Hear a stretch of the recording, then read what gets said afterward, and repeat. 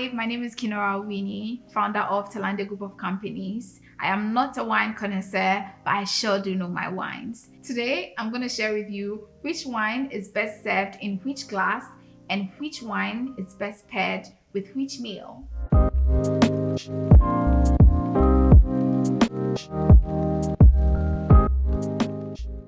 You can serve wine in any type of glass, but to get the most out of it, you have to use specific wine glasses for the specific wine. So as you can see here, this is what you usually see in restaurants.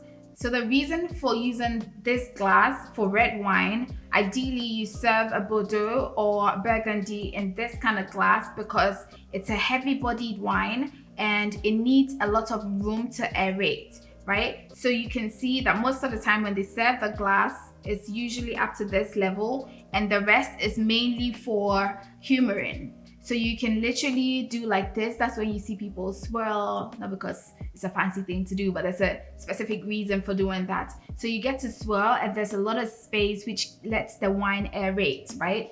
Then you can do the sniffing, literally drink it with your nose. So ideally you use this for full-bodied wine only because you need to do the swirling. And you can either choose to decant when you are serving in this. I mean, you still have to, do the swirl. But decantation also helps with aerating the wine, oxidizing it and all that. So if you're serving a Bordeaux or a Burgundy kind of wine, it's best paired with meat, heavy meals, fatty foods like, the T-bone steaks.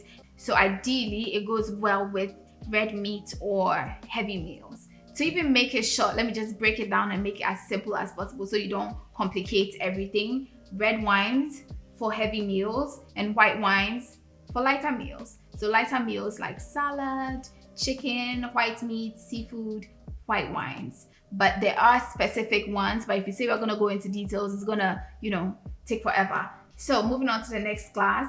Here we have a similar glass to this, but this bowl is relatively smaller than this, mainly because you do not necessarily need a lot of room for the swirling, even though yes, you can do that.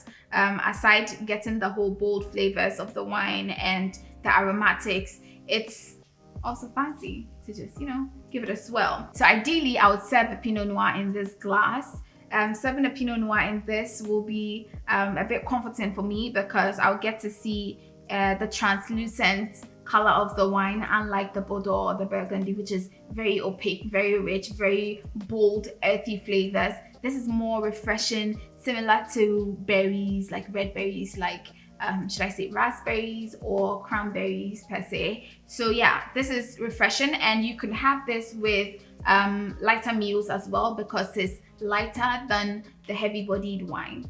But it could go with red meat as well or heavy meals. But ideally, if you want something fresh but red, you should go for a Pinot Noir. Next glass, we have this beautiful glass. So this glass is a white wine glass. You can serve any type of white wine in this glass, mainly because it's more slender, it's not open. White wine does not need a lot of room to aerate.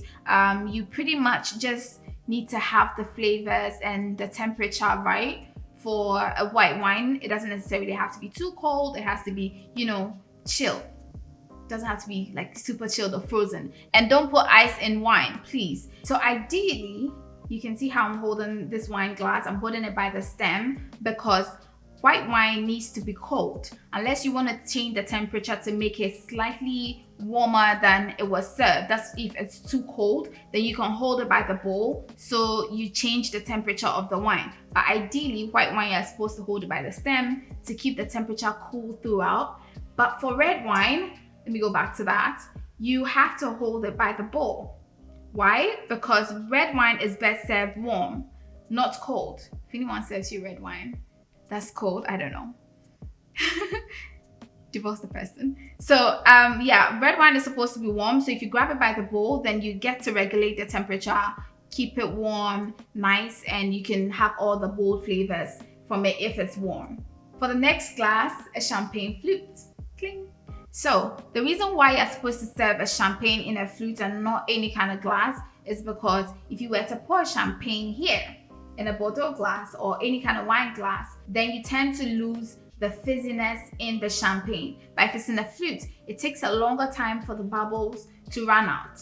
But if it were to be here, then there's a lot of room for oxygen to deflate the champagne. So it's always ideal to serve in a flute. And champagne you can pair with strawberries, fruits. You can even do it with meals, but I won't suggest that. So it's great to drink it on its own. Mimosa, oh my God, yes. Mimosas are great with champagne as well, and always in a flute. The next one, we have this glass.